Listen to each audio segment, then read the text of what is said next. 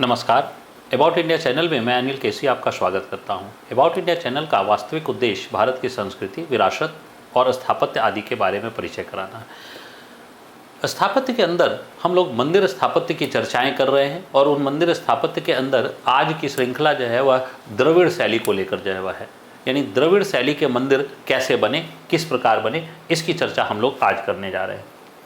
तो आइए देखिए, द्रविड़ शैली के जो मंदिर बनते हैं तो सबसे पहले कि ये दक्षिण भारत में विकसित मंदिर निर्माण शैली है और ये कहाँ से कहाँ तक है, तो कृष्णा नदी और कन्याकुमारी के, कृष्णा नदी के दक्षिण और कन्याकुमारी के उत्तर के क्षेत्र में इन शैलियों का विकास हुआ और इन शैली के जो मंदिर बनते हैं वो 7वीं सदी से 18वीं सदी के मध्य जो है वह विकसित होता रहा। जैसा कि मैं पिछले वीडियो में बता चुका हूं कि उत्तर भारत में मंदिर निर्माण की शैली 13वीं सदी के बाद नहीं देखी गई। क्यों? क्योंकि दरअसल इस्लामिक शासन की स्थापना हो चुकी थी। लेकिन दक्षिण भारत में दरअसल हिंदू शासक जो है वह थे मौजूद और हिंदू शासकों के होने के कारण जो है वह यहाँ मंदिर निर्माण शैली जो है वह तब तक चलती रही जब तक कि जो है वह ब्रिटिश सत्ता जो है वह ने सत्ता को स्थापित नहीं कर लिया, यानी उस समय तक जो है वह देखने को मिलती है। यहाँ तक कि विजयनगर के अंत के बाद भी जो है वह यहाँ पर मंदिर निर्माण जारी रहते हैं। छोटे छोटे जो है वह शासक जो है वह वर्ग और ये सब मौजूद रहते हैं और जब तक कि पूरी तरीके से सत्ता समाप्त नहीं हो जाती है ब्रिटिश सत्ता के द्वारा, तब तक जो है वह यहाँ मंदिर निर्माण चलती रहती है। इसलिए 18वीं सदी के मध्य तक होता रहा। इसके अंदर जो है वह हम लोग निर्माण जो प्रारंभ होता है वह पल्लव शैली के अंतर्गत, यानी पल्लव जो उपशैली है उससे जो है जो थर्ड से जो है वह 9th सेंचुरी एडी में पल्लव वंश है। लेकिन पल्लव शैली का विकास जो है वह दरअसल हम लोग बात करेंगे तो 7th सेंचुरी जो है वह एडी से ही जो है वह होता है। ठीक, इसके बाद जो है इन शासकों में विजयनगर जो है, चोल, पांड्य, ऐसे शासकों ने जो है वह महत्वपूर्ण योगदान जो है वह दिया है द्रविड़ निर्माण में। और द्रविड़ शैली के जो मंदिर हैं उनकी जो है वह विशेषताओं को देखें तो ये विशेषताएं बहुत ही जो है वह बहुत ही अद्भुत विशेषताएं देखने को मिलती हैं। द्रविड़ शैली की मंदिर जो है वह वो सौंदर्य की प्रतिमूर्ति हैं। बहुत सारे जो है वह विदेशी विद्वानों ने जो है वह कहा है कि दरअसल यहाँ पर जो है पूरे के पूरे पत्थरों में कहानियां जो है वह लिखी हुई हैं, यानी प्रस्तर में जो है वह कहानियां लिखी हुई हैं। इतनी जो है वह अद्भुत जो है वह कला जो है वह देखने को मिलती है। पर्सी ब्राउन से लेकर जो है वह जितने भी जो है वह पाश्चात्य विद्वान हैं उन पाश्चात्य विद्वानों ने भी जो है वह द्रविड़ शैली के मंदिरों की भूरी भूरी प्रशंसा की है। अब इनके अंदर जो है वह हम लोग देखते हैं कि मंदिर जो है वह अष्टकोणीय या वर्गाकार गर्भगृह होता था। ठीक, एक विशेषता। इसके बाद गर्भगृह जो है वह प्लेटफॉर्म पर नहीं, जैसे कि हम लोगों ने नागर शैली के मंदिरों में चर्चा की थी कि वो प्लेटफॉर्म पे होते हैं, यहाँ गर्भगृह प्लेटफॉर्म पर नहीं होता था। इसके बाद जो है वह देखिए मंदिर में चारदीवारी का प्रयोग, यानी पूरे के पूरे मंदिर जो है वह चारों तरफ चारदीवारी से घिरे हुए होते थे और कई जो है वह स्थानों पर जो है वह वो प्रांगण के अंदर जो है वह यानी चारदीवारी के अंदर तालाब होते थे, जलाशय होते थे। क्यों? क्योंकि दक्षिण भारत का क्षेत्र है और यहाँ पर प्राकृतिक जलाशय बहुत अधिक संख्या में पाए जाते हैं। नदियाँ जो है वह वहाँ पर कहा जाए कि वर्ष भर नहीं बहती हैं, सदावाही नहीं है, इसलिए जो है वह वहाँ जलाशय जो है वह प्रमुख हैं मंदिर के लिए। मंदिर के कार्य विधियों के लिए, पूजा विधियों के लिए जो है वह जल चाहिए, इसलिए जो है वह वहाँ सदावाही नदी नहीं है, इसलिए जलाशय चाहिए, इसलिए जलाशय जो है वह वहाँ प्रमुख है। यहाँ पर विशालकाय प्रवेश द्वार जिसे गोपुरम कहते हैं उसका जो है वह जिक्र मिलता है। इसके अलावा मंदिर का जो शिखर भाग है वो शिखर भाग यहाँ पर विमान कहलाता है और यह विमान जो है वह कैसा होता था, तो पिरामिड नुमा जो है वह होता था या आयताकार होता था या जो है वह वल्लभी, जिसकी चर्चा हम लोग जो है वह मंदिर के शिखर वाली जो है जो श्रृंखला है उसमें भी कर चुके हैं। मंदिर वाले भाग का उत्कृष्ट अलंकरण और उसमें मूर्तियों का जो विमान वाले हिस्से होते हैं उसका उत्कृष्ट अलंकरण जो है वह है, अद्भुत अलंकरण जो है वह किया गया है और इसमें विशाल प्रांगण जो है वह होते ही थे और सभा भवन का आकार जो है वह में बहुत सारे स्तंभों का प्रयोग जो है वह किया जाता था। तो आइए हम लोग कुछ जो है वह द्रविड़ियन जो है वह मंदिर के चित्रों के माध्यम से समझने का प्रयास करें। ये द्रविड़ियन मंदिर है। देखिए यहाँ पर हम लोग ये जो है वह हम लोग गर्भगृह जो है वह कहें तो ये गर्भगृह के ऊपर जो शिखर विमान जो बना हुआ है ये विमान जो है वह कैसा है, पिरामिड नुमा, और गोपुरम जो वह बना हुआ है तो ये आयताकार, ये गोपुरम है। ठीक, यहीं पर जो है वह सभा भवन बना हुआ है जो पिलर्ड हॉल कह रहे हैं और यहाँ पर वाटर टैंक जो है वह दिखाया जा रहा है, यानी तालाब जो है वह दिखाया जा रहा है। और ये आप गौर करके देखिए ये पूरा मंदिर जो है वह एक क्या है, प्रांगण में, ये पूरा प्रांगण में पूरा मंदिर जो है वह दिखाई दे रहा है, यानी पूरा मंदिर जो है वह के लिए एक पूरा का पूरा जो है वह प्रांगण है। उत्तर भारत में एसेंशियल नहीं था। किसी किसी मंदिर में प्रांगण मिलता है, किसी किसी मंदिर में नहीं मिलता है, लेकिन दक्षिण भारत में यह एसेंशियल जो है वह तत्व के रूप में देखने को मिलता है। ये जो हम लोग चित्र देख रहे हैं, ये विरूपाक्ष मंदिर जो है वह हम्पी का जो है वह देख रहे हैं। आगे हम लोग चर्चा करते हैं। देखिए, हम लोगों ने कहा कि मंदिर के अंदर जो स्तंभ पाए जा रहे हैं वो स्तंभ भी जो है वह अलंकृत होते थे। तो देखिए, ये स्तंभ जो है वह किस प्रकार जो है वह मंदिर का स्तंभ है, लेकिन मंदिर के स्तंभों को किस प्रकार डेकोरेट किया गया, यानी इसके अंदर जो है वह कला जो है वह बहुत अद्भुत थी। कई स्थानों पर जो है वह पशुओं का जो है वह चित्र बनाई गई है, घोड़ों का चित्र बनाया गया है, कई जगह हाथियों का चित्र बनाया गया है, कई जगह राजाओं को भी मूर्तियों को स्थापित कर दिया गया है, यानी जो शासक है, शासक वर्ग की मूर्तियों को भी स्थापित कर दिया गया है पिलर के माध्यम से। ठीक है, इसके बाद जो है वह हमने कहा कि मंदिर में तालाब जो है वह या जलाशय एक एसेंशियल जो है वह है। जैसे तिरुवन्नमलई का जो है वह ये टेम्पल, यहाँ पर हमें जलाशय जो है वह देखने को मिल रहा है, एसेंशियल। मीनाक्षी मंदिर, ये जलाशय जो है वह देखने को मिल रहा है, यानी ये जो है वह ऐसे एक एसेंशियल पार्ट के रूप में देखने को मिल रहा है। क्यों? क्योंकि मंदिर के कार्यों के लिए, पूजा विधि के लिए उस समय जल की आवश्यकता है, और मैं बता चुका कि सदावाही नदी नहीं थी, इसलिए ये इंपॉर्टेंट जो है वह था। और ये प्राकृतिक जलाशय होते थे, और प्राकृतिक जलाशय जो है वह उसमें पोरोसिटी नहीं होती थी, तो वो पूरे वर्ष भर वो जल जो है वह इकट्ठा रहते थे, यानी वर्षा काल में जो जल प्राप्त हुआ है वो पूरे के पूरे वर्ष भर वो जल इकट्ठे, क्योंकि कठोर चट्टान का हिस्सा है ना प्रायद्वीपीय भाग, तो उसके कठोर चट्टान के कारण जो है वो पूरे के पूरे सुरक्षित रहते थे पूरे के पूरे साल भर।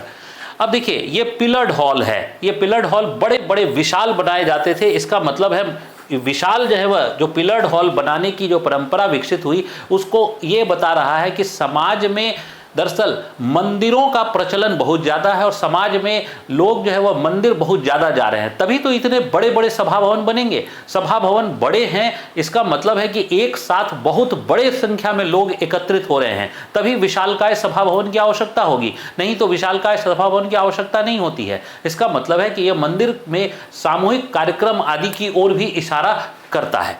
दक्षिण भारत में मंदिर में जो है वह हमें गलियारे भी देखने को मिलते हैं। तो ये जो है वह गलियारा है जो प्रदक्षिणा पथ के रूप में काम आता था, और ऐसे गलियारे बहुत सारे, हर एक मंदिरों में लगभग जो है वह गलियारे जो है वह मिलते हैं, जो अपने आप में जो है वह डेकोरेटेड होते थे। वो डेकोरेटेड जो है वह गलियारे के रूप में जो है वह देखने को मिलते थे।